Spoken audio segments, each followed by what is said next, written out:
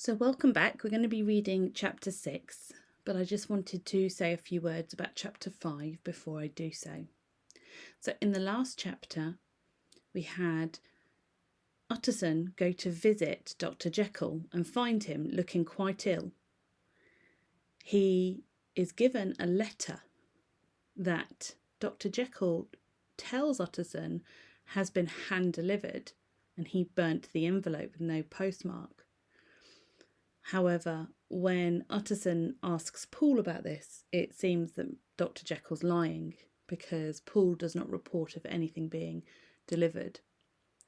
To add to the curiosity, when Utterson goes back and shows it to his own clerk, Mr. Guest, who is a bit of an expert in handwriting, is able to decide that the letter and the invitation that just arrived from Dr. Jekyll are apparently in the same handwriting. So although they look slightly different, they've been written by the same person. So of course, our discussions in class, we understand why this is. But for Utterson, he's very confused, and he can only assume that Dr. Jekyll has forged a letter and pretended that it is from Mr. Hyde, and he can't really understand why. So he's even more confused now why Dr. Jekyll and Mr. Hyde are linked, and why Dr. Jekyll seems to be making these strange decisions, like putting Hyde in his will, like writing a letter as if he is Mr. Hyde. We're going to continue reading now, and this is chapter 6, Remarkable Incident of Dr. Lanyon. Time ran on. Thousands of pounds were offered in reward, for the death of Sir Danvers was resented as a public inquiry, but Mr. Hyde had disappeared out of the ken of the police as though he had never existed. Much of his past was unearthed, indeed, and all disreputable. Tales came out of the man's cruelty, at once so callous and violent, of his vile life, of his strange associates, of the hatred that seemed to have surrounded his career. But of his present whereabouts, not a whisper. From the time he had left the house in Soho on the morning of the murder, he was simply blotted out. And gradually, as time drew on, Mr. Utterson began to recover from the hotness of his alarm and to grow more at quiet with himself. The death of Sir Danvers was, to his way of thinking, more than paid for by the disappearance of Mr. Hyde. Now that evil influence had been withdrawn, a new life began for Dr. Jekyll. He came out of his seclusion, renewed relations with his friends, became once more their familiar guest and entertainer, and whilst he always had been known for charities, he was now no less distinguished for religion. He was busy, he was much in the open air, he did good. His face seemed to open and brighten, as if within an inward consciousness of service, and for more than 2 months the doctor was at peace. On the 8th of January, Utterson had dined at the doctor's with a small party. Lanyon had been there, and the face of the host had looked from one to the other as in the old days when the trio were inseparable friends. On the 12th, and again on the 14th, the door was shut against the lawyer. The doctor was confined to the house, Paul said, and saw no one.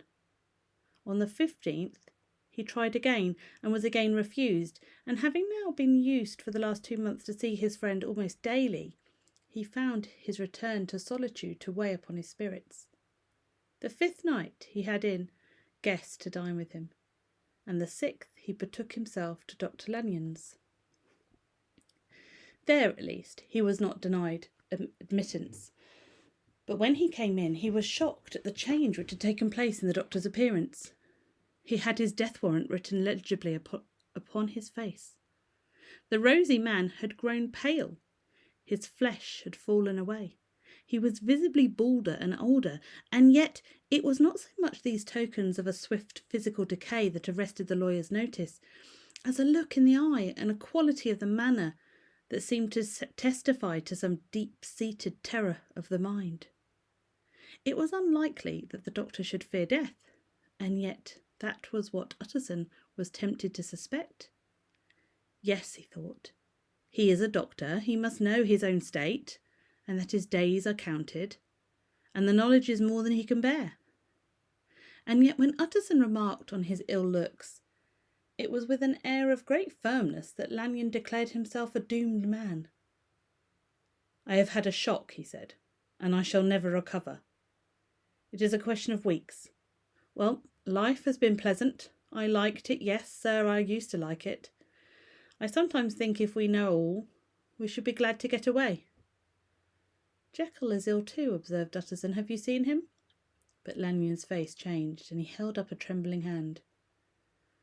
"I wish to see or hear no more of Dr. Jekyll," he said in a loud, unsteady voice. "I am quite done with that person, and I beg that you will spare me any allusion to whom I regard as dead." "Tut, tut," said Mr. Utterson, and then after a considerable pause, "Can't I do anything?" he inquired. "We are three very old friends, Lanyon. We shall not live to make others." "Nothing can be done," returned Lanyon. "Ask himself." "He will not see me," said the lawyer. "I am not surprised at that," was the reply. "Some day, Utterson, after I am dead, you may perhaps come to learn the right and wrong of this. I cannot tell you. And in the meantime, if you can sit and talk with me of other things, for God's sake, stay and do so. But if you cannot keep clear of this accursed topic, then in God's name go, for I cannot bear it."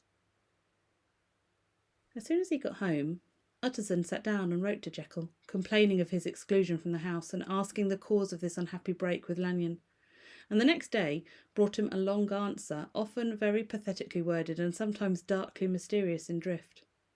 The quarrel with Lanyon was incurable. "I do not blame our old friend," Jekyll wrote, "but I share his view that we must never meet. I mean from henceforth to lead a life of extreme seclusion. You must not be surprised, nor must you doubt my friendship, if my door is often shut even to you. You must suffer me to go to my own dark way. I have brought on myself a punishment and a danger that I cannot name. If I am the chief of sinners, I am the chief of sufferers also. I could not think this earth contained a place for sufferings and terrors so unmanning, and you can do but one thing, Utterson, to lighten this destiny, and that is to respect my silence." Utterson was amazed. The dark influence of Hyde had been withdrawn. The doctor had returned to his old tasks and enmities. A week ago, the prospect had smiled with every promise of a cheerful and honoured age. And now, in a moment, friendship and peace of mind and the whole tenor of his life were wrecked. So great and unprepared a change pointed to this madness.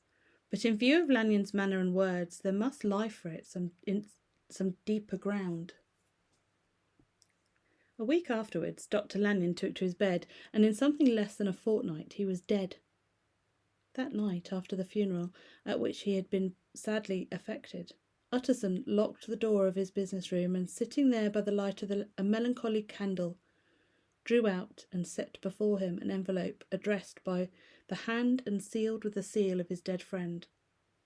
"Private, for the hands of G. J. Utterson alone, and in case of his predecease to be destroyed unread." So it was emphatically superscribed, and the lawyer dreaded to behold the contents. "I have buried one friend today," he thought. "What if this should cost me another?" And then he condemned the fear as a disloyalty and broke the seal. Within there was another enclosure, likewise sealed and marked upon the cover as "not to be read till the death or disappearance of Dr. Henry Jekyll." Utterson could not trust his eyes. Yes, it was a disappearance. Here again, as in the mad will which he had long ago restored to its author, here again with the idea of a disappearance, and the name of Henry Jekyll bracketed. But in the will, that idea had sprung from the sinister suggestion that the man Hyde. It was set there with a purpose all too plain and horrible. Written by the hand of Lanyon, what should it mean? A great curiosity came on the trustee to disregard the prohibition and dive at once to the bottom of these mysteries. but professional honour and faith to his dead friend were stringent obligations, and the packet slept in the inmost corner of his private safe. It is one thing to mortify curiosity, another to conquer it, and it may be doubted if, from that day forth, Utterson desired the society of his surviving friend with the same eagerness. He thought of him kindly, but his thoughts were disquieted and fearful. He went to call indeed, but he was perhaps relieved to be denied admittance.